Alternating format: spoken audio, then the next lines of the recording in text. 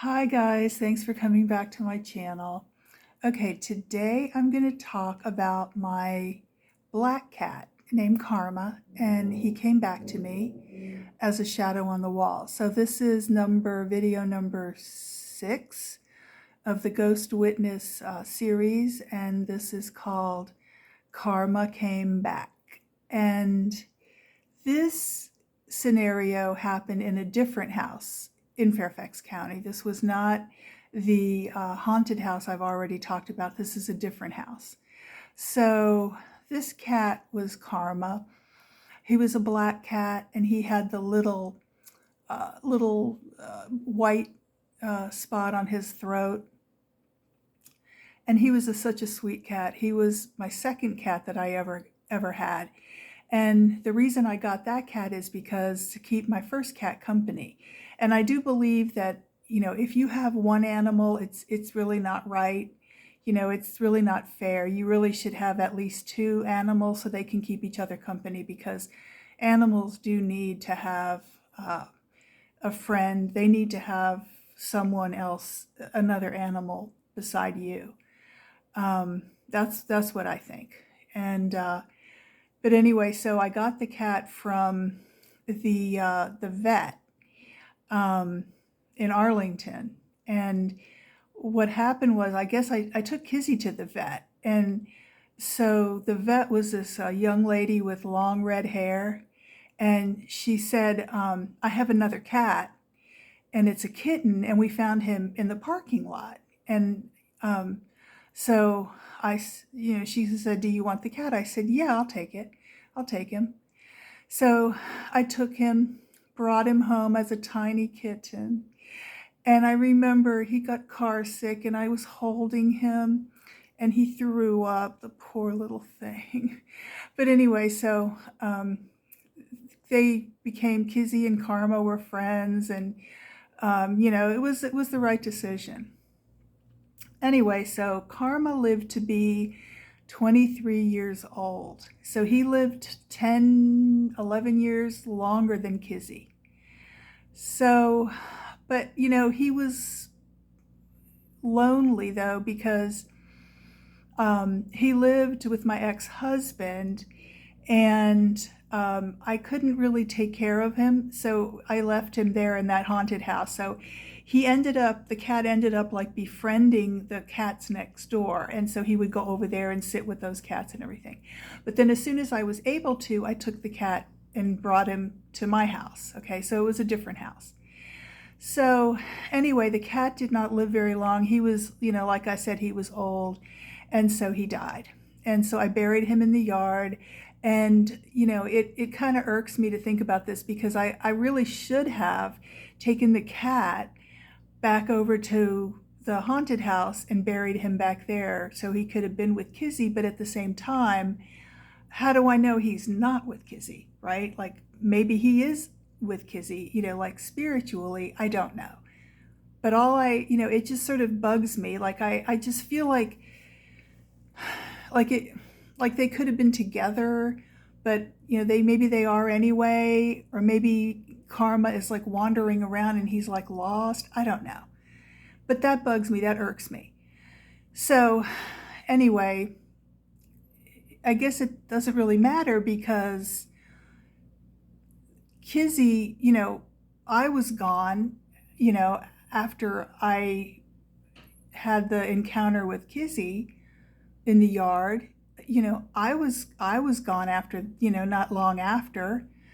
And so then my ex-husband lived there for several more years, but then he left and moved to a different place.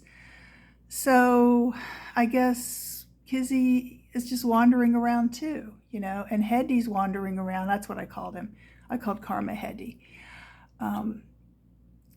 Because I would hold him and I would say, is you my love? And he would rub his little head on my face. And so I said, give me the head, and he'd rub his head. But anyway, so what happened was the cat died, like I said, and I buried him in the yard.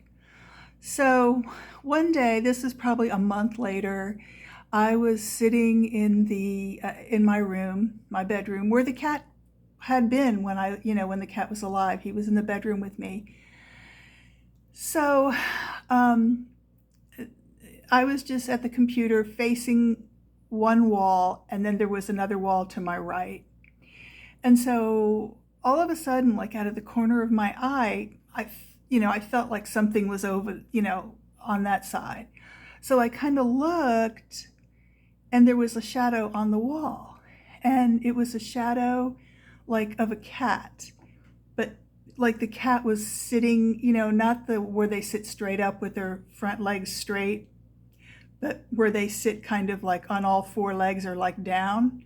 And he was like sitting like that. And then the shadow was kind of like a jaggedy. And I said, "Oh, is that you, my heady? Is that you?" And I just sort of looked and like acknowledged it, and um, then it sort of faded away.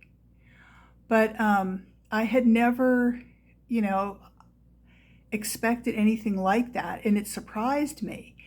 And then I remember um, years later, I think when I lived in Arizona, I watched, I think it was Thriller, one of those movies, which I had never seen before, by the way. And there was one episode where this woman appears as a shadow on the wall, and she just stays there like week after week, That's not what happened in my case. What happened was the shadow was there for like a minute or so, and then it faded away. And that's what happened.